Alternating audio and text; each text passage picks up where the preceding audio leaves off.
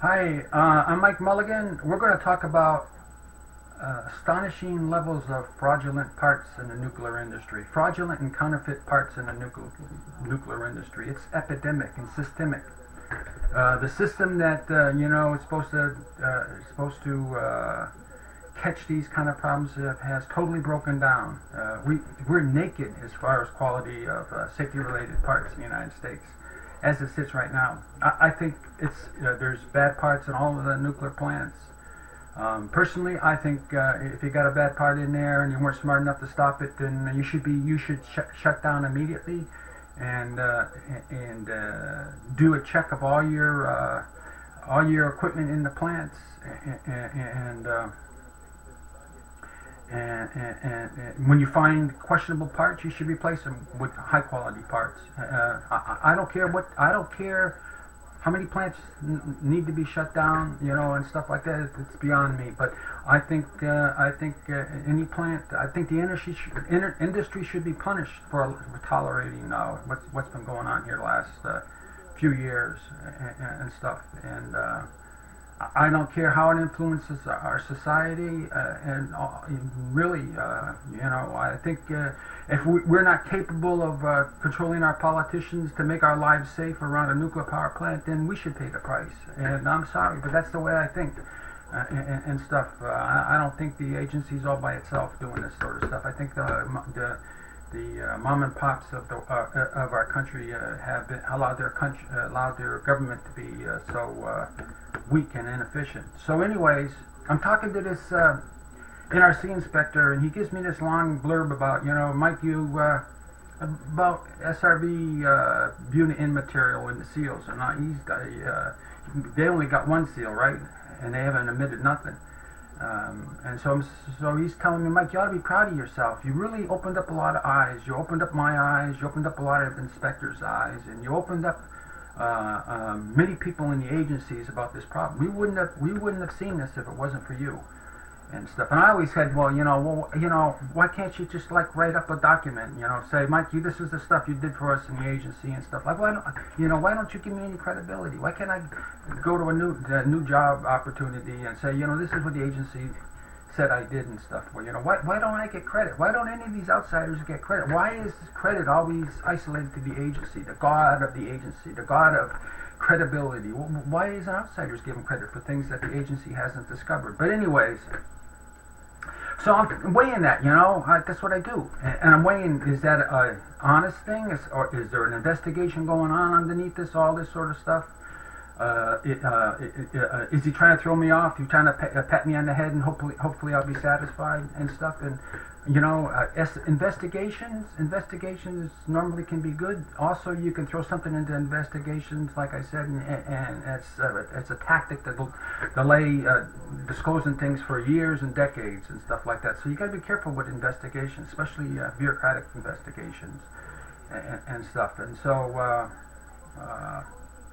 Like I said, I went into this looking, seeing the LER at Vermont Yankee about the leaking SRV actuators. It was implausible that such a bad component would get by the supply system, Vermont Yankee supply system, and a big corporation like Energy and all that sort of stuff. It's just implausible that it would have such incompetent people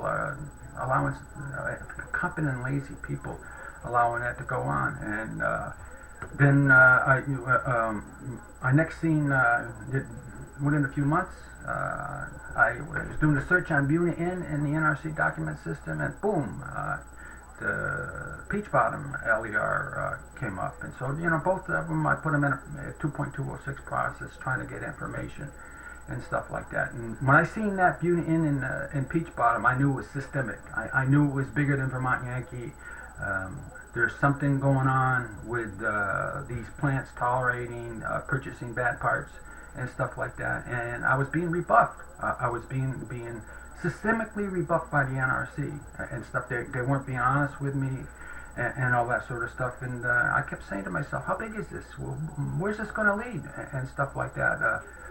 And in a lot of different in the 2.206 transcripts and talking to agency people, I've been saying, this is a breakdown. This is a systemic breakdown of the NRC regulating repair, replacement, or new components, safety components in all the plants in the United States. This is what I think it is. I could talk about Vermont Yankee, their purchasing department, their stores department, their purchasing department, and a lot of those guys that I knew about, they're all old and retired, and a lot of skills have gone out the tubes. And so, what did Vermont Yankee hire in replacement? Did they hire tough people, that with a lot of skills in purchasing nuclear grade components and stuff like that, or did they hire two-bit people that yes men that just accepted any little old bad product that or repair part that you could imagine? I think that's I'm making a model here, guys. I think that's happened in a lot of plants. We don't have a lot of controls as far as skills, the appropriate kind of education for purchasing and acquiring and defining the specifications of safety grade components. And like I've talked of in the past, a lot of we've disassembled a lot of the repair parts structure in the United States for nuclear power plants. With a lot of this Chinese stuff coming in, and cheap stuff coming in and stuff, and who knows where the hell that stuff's come from, and the electronic stuff is made overseas and all that sort of stuff, and it just I think a lot of that is so a lot of companies in the United States that supplied to nuclear plants have folded and consolidated and were bought out by foreigners and all that sort of stuff. And on that side with the commercial grade stuff on that side, and then with the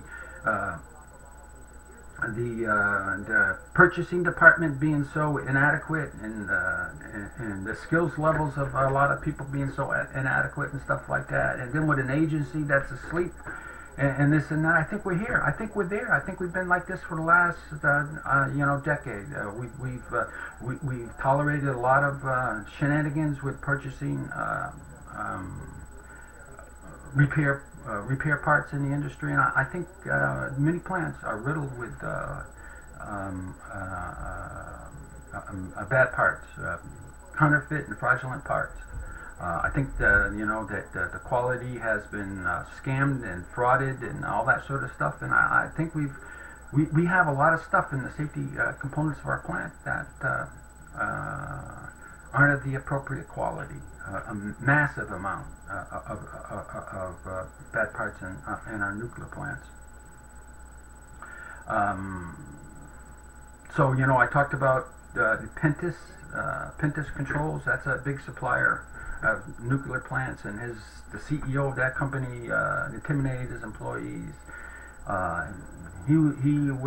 They hired this Pentis company to repair a nuclear grade safety component at Peach Bottom. They shipped it down to him. He was supposed to repair it. Probably Peach Bottom said, we'll give you 2 months, and if you can't get it to us in 2 months, you'll never do business with us again. And so that guy was kind of forced into a corner probably, and 2 months later, or whatever that time frame was, he couldn't fix it, and so he borrowed a plant from Brunswick. He borrowed a similar component for Brunswick, and he sent it to Peach Bottom, which was illegal. So he basically stole from Brunswick, and he brought this repair part into Peach Bottom. How much time do I got? I'm gonna have to have 2 videos on this guy. Jesus, can I talk? And so he brought this into Peach Bottom, and it was contrary to regulations and stuff. And like I said, the NRC didn't find this on their own. They had a poor soul with a good conscience call the agency, and that got him into it and stuff. And so you have to start asking. When I started thinking about this, I said there must be They must be passing money, payola. You know, they must have paid somebody in Brunswick. We're gonna steal your safety instrument. It measured the coolant leakage and the containment and stuff. We're gonna borrow it, and here's some little payola to keep your mouth shut. And we're gonna. It was a standby instrument instrumentation. And then they sent it to Peach Bottom, and so this payola. They must have had to pay this guy in Brunswick in order to borrow that equipment to put it into Peach Bottom. And then once they got into Peach Bottom, well, they had to file off the serial number and stuff, and and they must have had to pay off somebody in Peach Bottom, somebody in purchasing or stores, purchasing probably acceptance of parts. The quality people must have had a little moolah there, and that's how it got into Peach Bottom and stuff.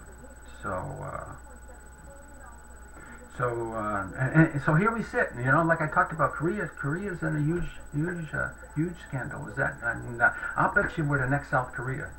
They've been talking about this big old scandal in Korea, and I think that we're going to be the new South Korea, and ours is going to be like 10 times the size of South Korea. I'll tell you. As far as with the brewing scandal with the bad parts and nuclear power plants.